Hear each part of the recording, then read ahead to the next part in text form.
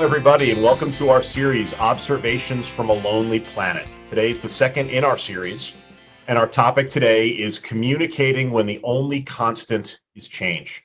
I've got several of my colleagues here with me today, Dan Cooney, Hannah Morris, Jordan DeFreitas. Dan and Hannah will be co-presenting with me.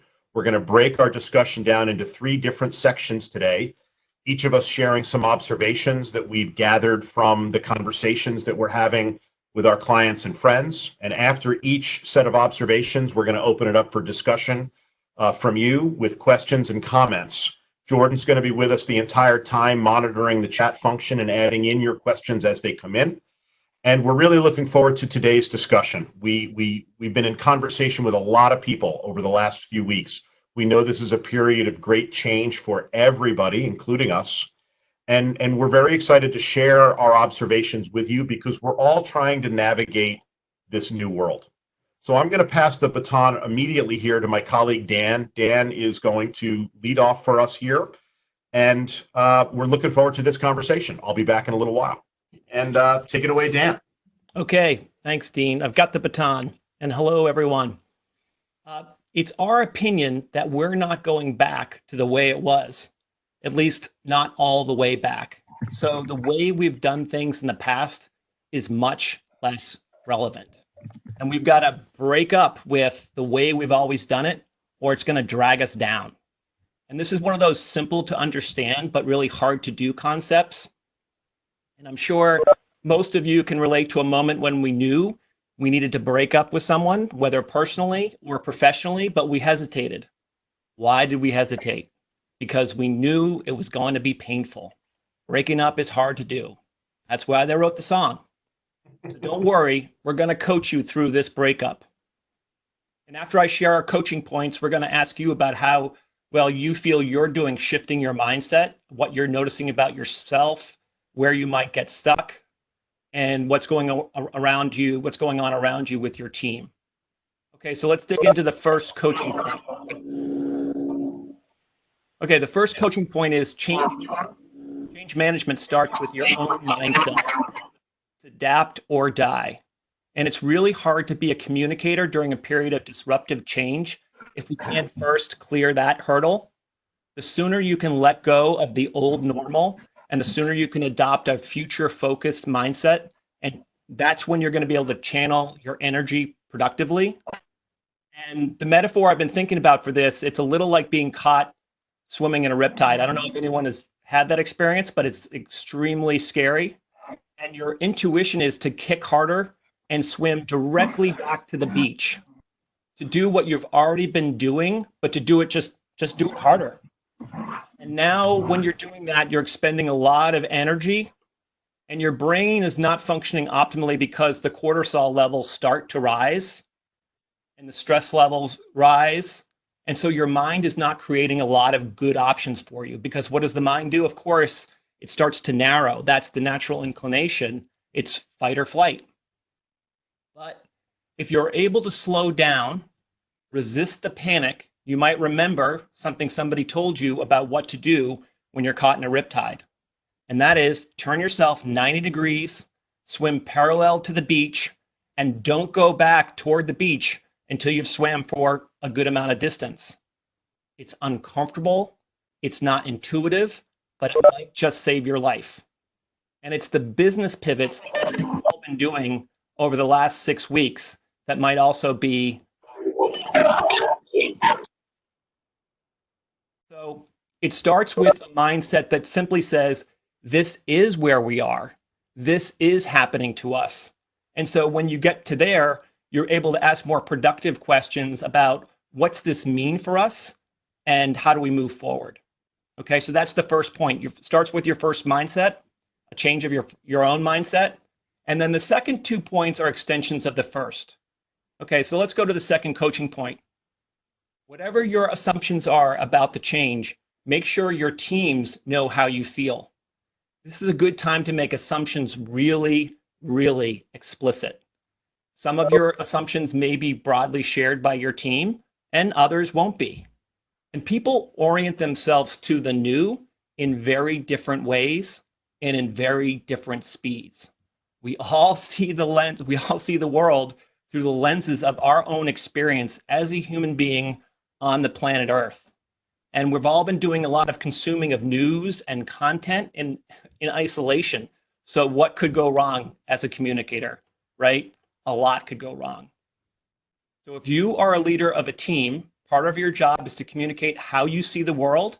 And even if that view, that vision isn't universally shared by your team, at least they're going to know where you're coming from.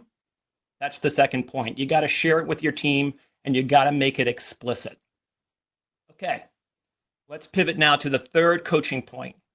Not only am I going to have to change my own mindset, okay, not only am I going to have to help others change their mindsets, but disruptive change requires a communicator to have a huge level, a huge reservoir of openness and patience. And I know this is a tricky one, right? Because we've all found out there are some things you can't be patient about. Like, for instance, if you were applying for a loan through the Paycheck Protection Program, patience was not a virtue there. But when it comes to people and when it comes to culture, patience will almost always serve you well. This is especially true now, but let's take a less extreme example. When companies go through a merger, it's not a one-time event, right? The logos change on a day, the signs change on the door. We know that, right? But the changes may manifest over months, maybe years. The deeper changes in behavior and culture take a long time. So you have to have that reservoir of patience, because just when you thought a lot of challenges were overcome, new challenges are going to rise up and you're going to have to take those on. So it really behooves you to have just a huge reservoir of patience and openness. Okay, so those are my three coaching points. Starts with your mindset, right? Then you've got to make your assumptions really explicit to your team. And then you've got to remember to have that reservoir of openness and patience. So this is a good time to pause and open the conversation to ask you that question that I started off at the top. How have you been doing with your mindset? How quickly have you been able to shift your own mindset? What are you noticing about your team's ability to do that? Have you felt stuck at times? What's worked? What hasn't worked? Would love to hear from you. Everybody, I put everybody on mute here, so let's use the chat function for questions. And I'm actually seeing a couple of questions come in here. There's one theme that I'm seeing for a few of them here, and that has to do with size of team. And the question is, Dan, what you're saying here makes sense, but the bigger your team, obviously, the harder some of this is going to be. And I think we would certainly agree with that, Dan. You can jump in here if you want to take that. No, absolutely, and that's why I've seen it. My wife works in a public school system, and I see the principals working with their teams, and then the different groups that come together, like special education or different groups, they have to cascade these same behaviors all the way down any organization. And if you have a really large organization, obviously there's more challenge there for sure.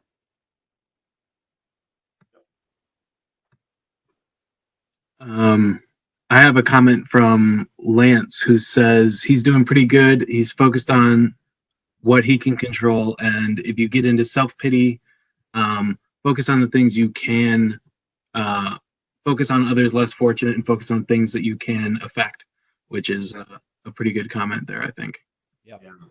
I got one more here that I'll share from Bill Goggins at Harkin, and I'll paraphrase it here. But Bill's a CEO of a large company with a presence in 48 countries, and trying to do all company meetings in person on a regular basis is from his perspective a good thing.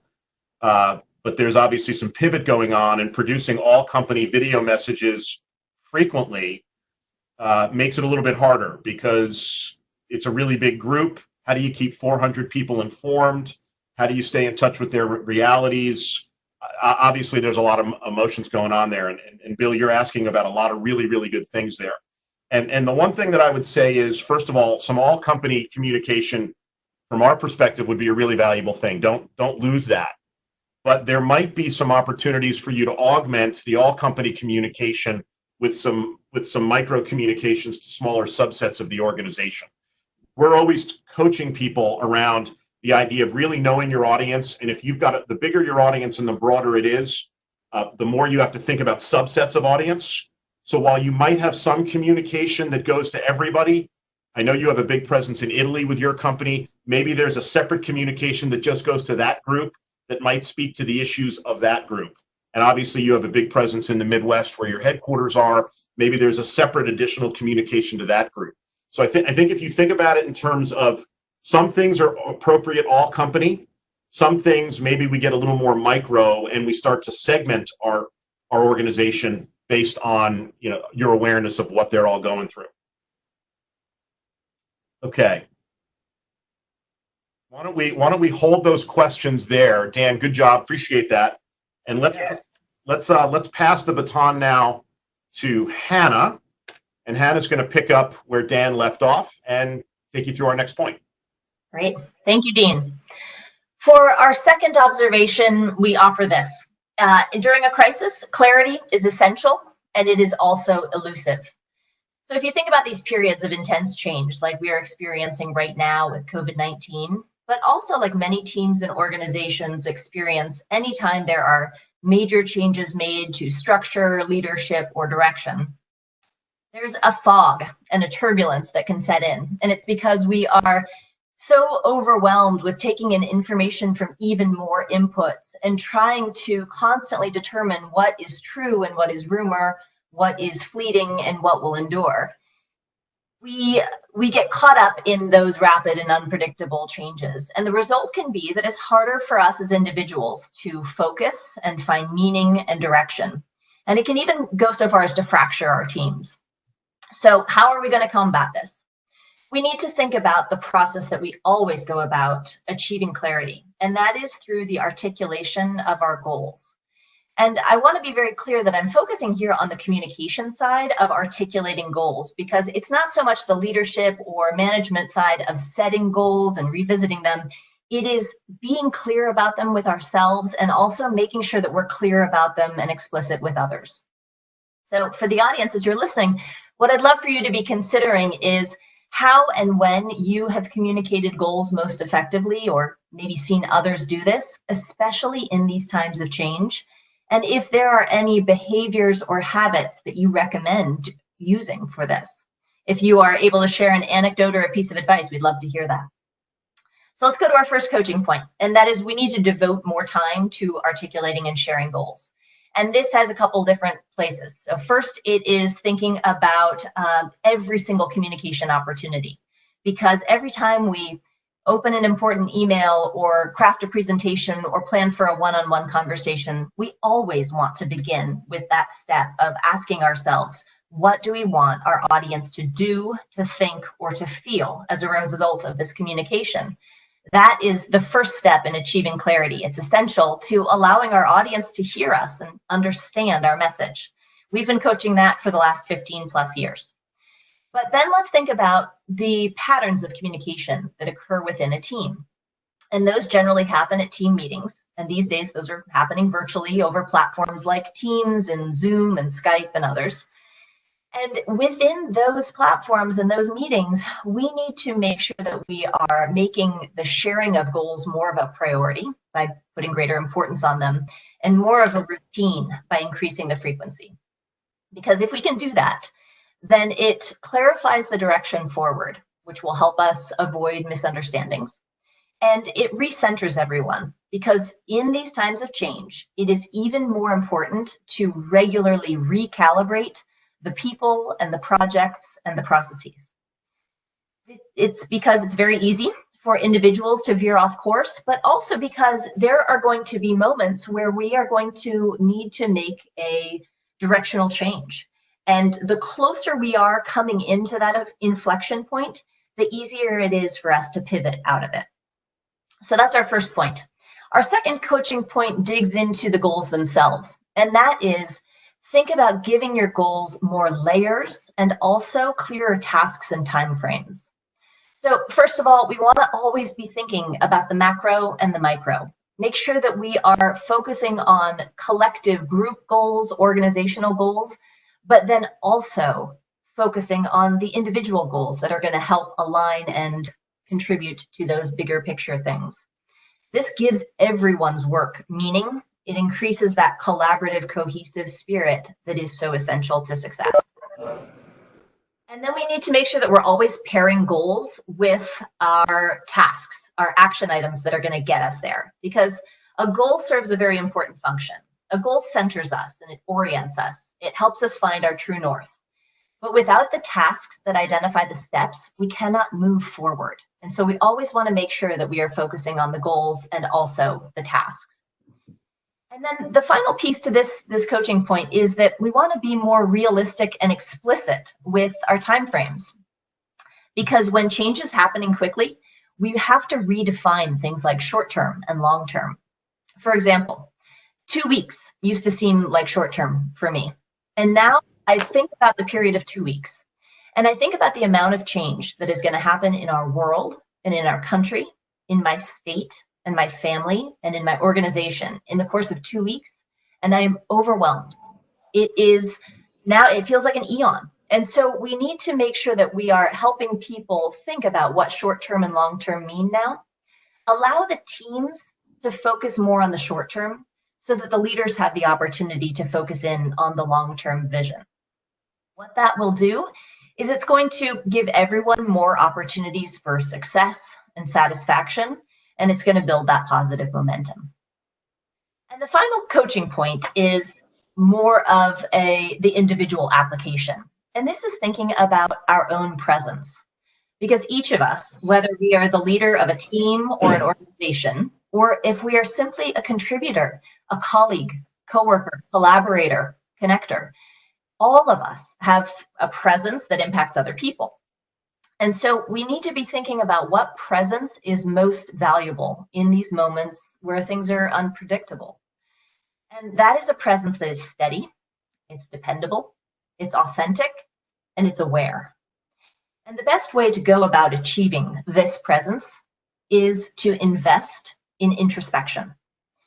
The more time you spend articulating to yourself what matters most to you, thinking about your own goals and values and priorities, both professional and personal, the more intentional you can be in your presence.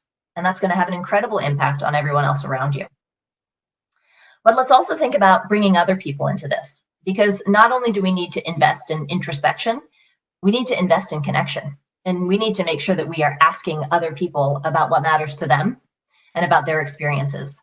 Give people more opportunities to share, and then actively listen and demonstrate things like empathy and curiosity.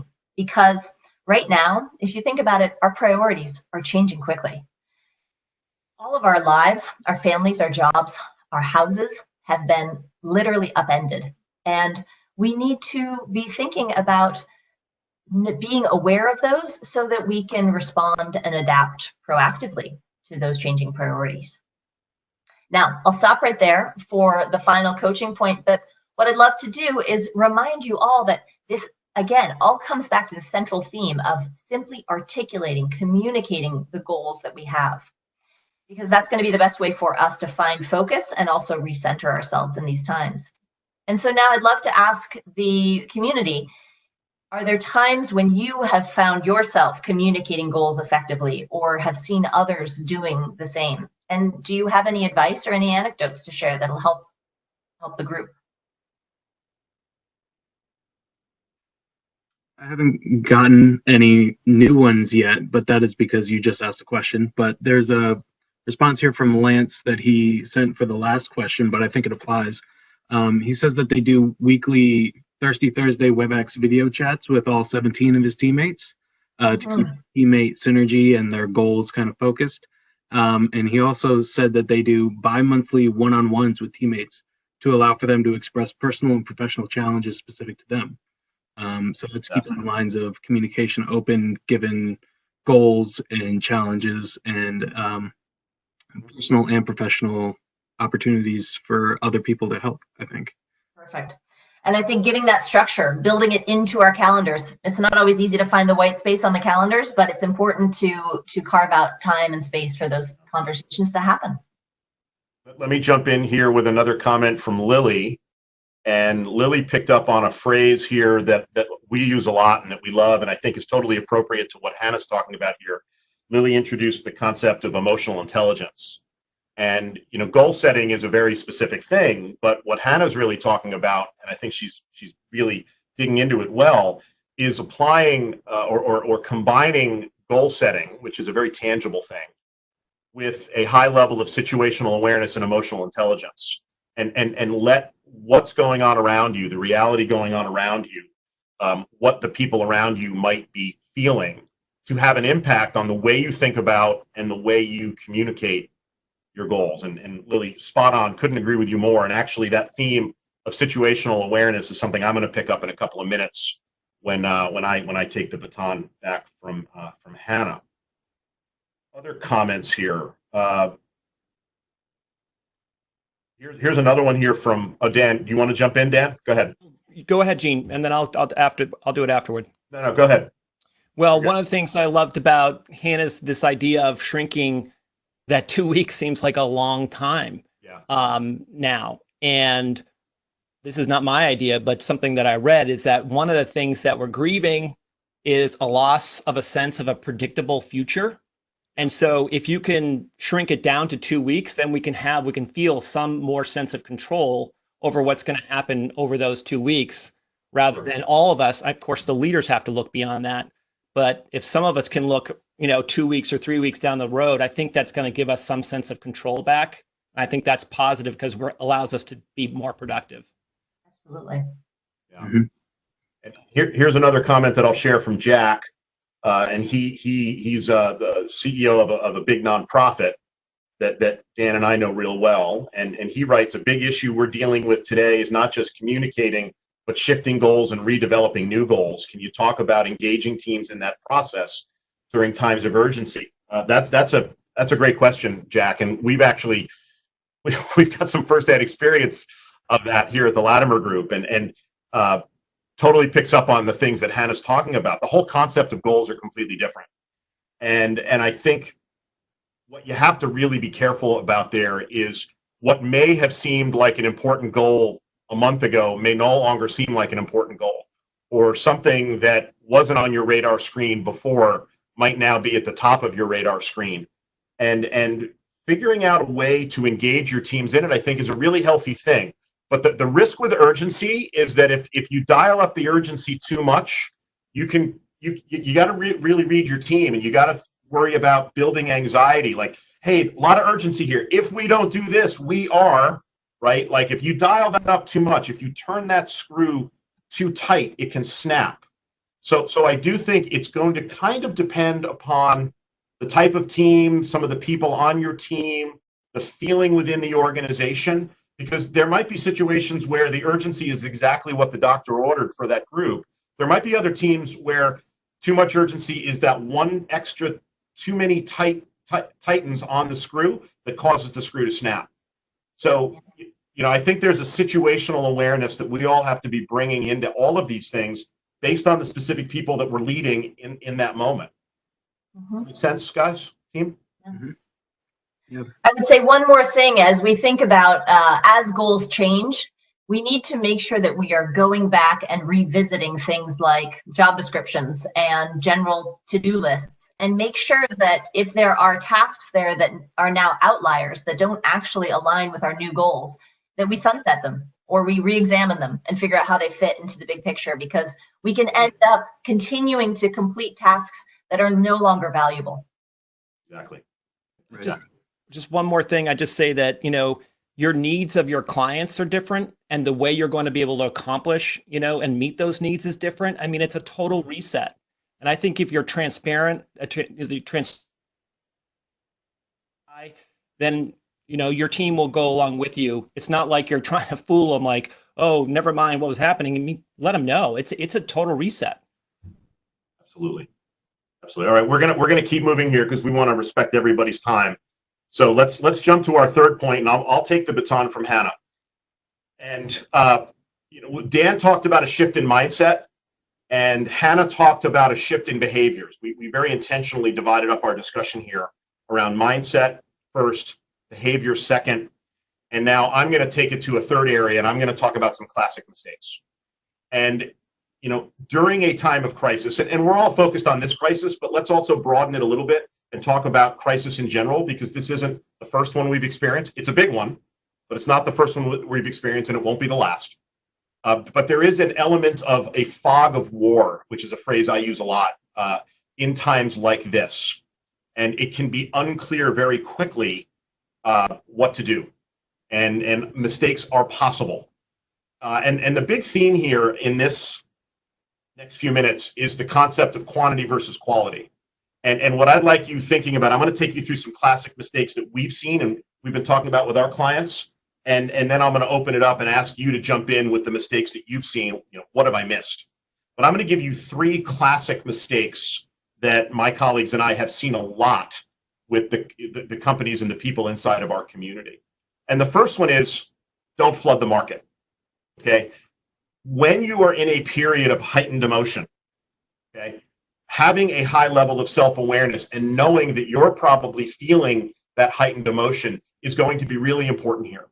Because for many people, heightened emotion leads to behavior change. And for some of us, it might cause us to retract.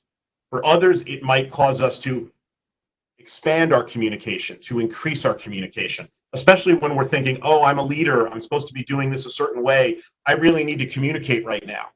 And the mistake that we see happen quite a bit is we see people over communicating.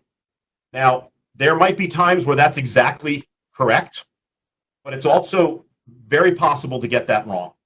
And what you really want to think about, there's 2 ways I think about this when it comes to flooding with too much communication. The first thing that I'm thinking about is the information truly valuable and truly helpful? And now I'm going to speak specifically about the current crisis, where the information that's available to all of us is literally, or has been, changing by the day. It's starting to flatten out a little bit now. But there was a period there for 2 to 3 weeks where if I was communicating everything that was coming across on my radar screen to my team, I was going to be taking them on a really big roller coaster with me.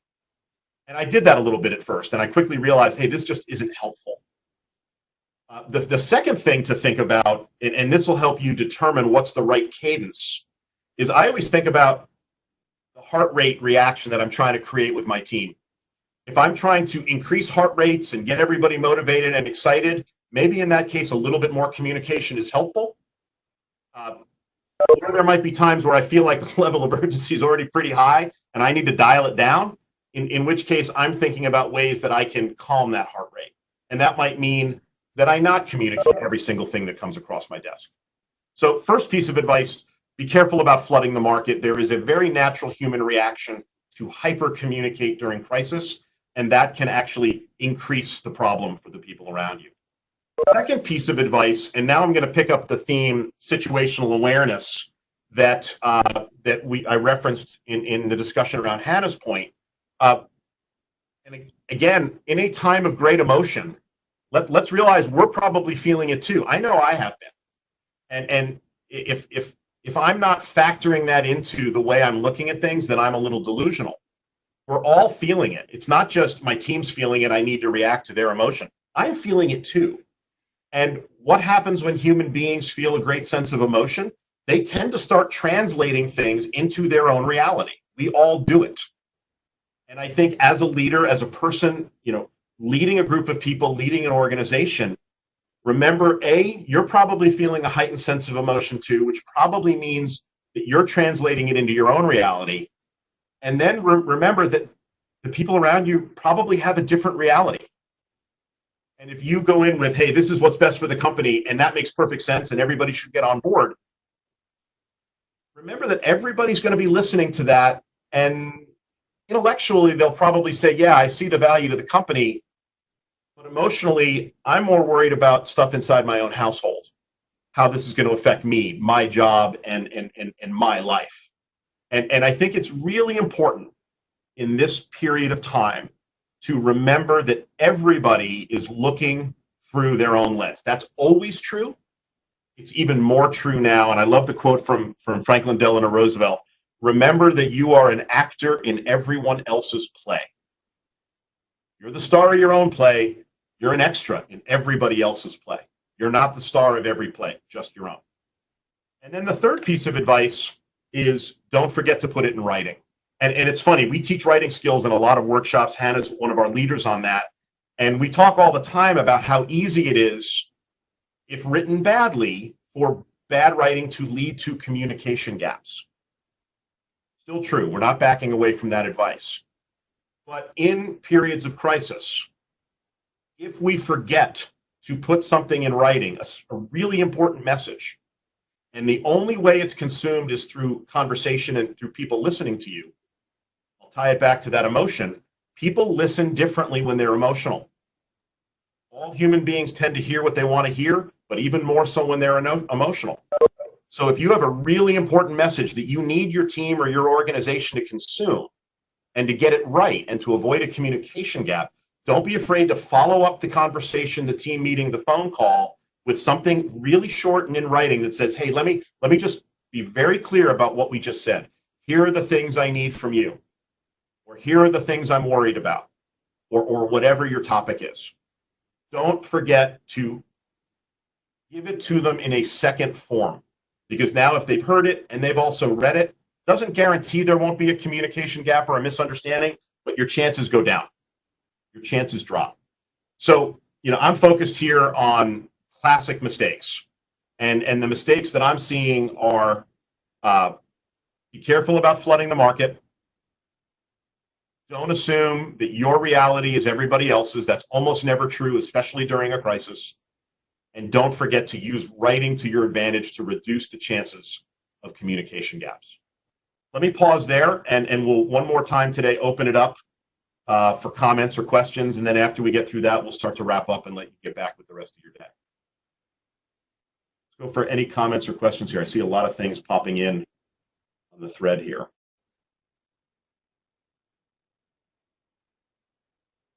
Okay, one of the comments that two people making essentially the same comment. They're actually giving a different perspective that they have experienced a leader that goes exactly the other way and under communicates during a time of crisis. Obviously, very possible. I think what happens during high emotional periods at times of crisis is people can retreat into a default setting. And if they tend to communicate a little bit less, they might retreat more into that. If they tend to communicate a little bit more, they might advance into that. So I think that's a fair point. And I think the point for everybody here is to maintain a high level of self-awareness of what your default setting is. And knowing, I'm a hyper communicator. Anybody that knows me knows that. And when I am feeling a great deal of emotion, I tend to accelerate that. And when I'm thinking clearly, I pull that back and I'm like, whoa, don't fall into the trap. Sometimes when I get really wrapped up, I forget for a while and I need a trusted person to remind me. But that self-awareness is key. Ann or Jordan, feel free to jump in. Dean, I would just say that I think people will give you, we've used the phrase, we used it on the last one, grace and space. And generally, people are going to give you a little time because at first, really, this all really knocked us for a loop, I think. And so giving people, leaders, a little bit of time, but boy, it's on a continuum, right? Because if you wait too long and you're not being heard from, that's a mistake too. So it's as usual, a great balancing act. Yeah, for sure. For sure. Yeah, I see another comment here. Bill's back with us here. As goals change, there's more uncertainty. We like to use our values as the bridge until we get the opportunity for more specifically with refreshed goals. That's a great point, Bill. And having some sense of direction as a company to lean on in times of uncertainty, boy, if you are prepared with that, that is fantastic. That is really good leadership. But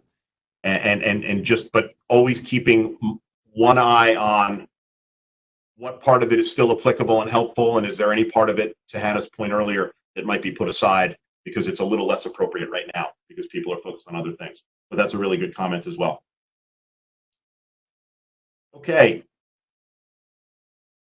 let's start to wrap this up here. We've had some great comments. We see a few things coming in here that are essentially repeats of things we've already spoken about. So I want to respect everybody's time here, and we'll just start to wrap up here by just reminding you that there are a few basic pieces of advice here that the Latimer Group wants to leave you with. And we're pulling all of these from the many conversations we're having with the people we coach, with the organizational leaders that we're in touch with. These are our own perspective, but we're also filtering in what we're hearing from your organizations.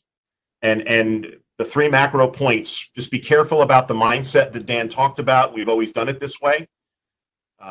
Think about Hannah's point around behaviors, specifically around goals, and knowing that clarity is harder to achieve in a period of crisis. And then just thinking about some of the classic mistakes that I called out, and remember that it's easy to fall into a lot of traps during periods of heightened emotion. We really appreciate the opportunity to be with you for part of your day today. And this is the second time we've done one of these. We're going to do more. And we really appreciate and are grateful for the community of people that we have in our Latimer Group lives. So we've recorded this. We're going to make it available after the fact. We'll distribute it on our blog. And as always, we just want to close with a thank you, a really warm thank you to everybody, and say we've enjoyed our conversations with you, and we look forward to a lot more. And we wish you a great and healthy and happy day. Thanks, everybody.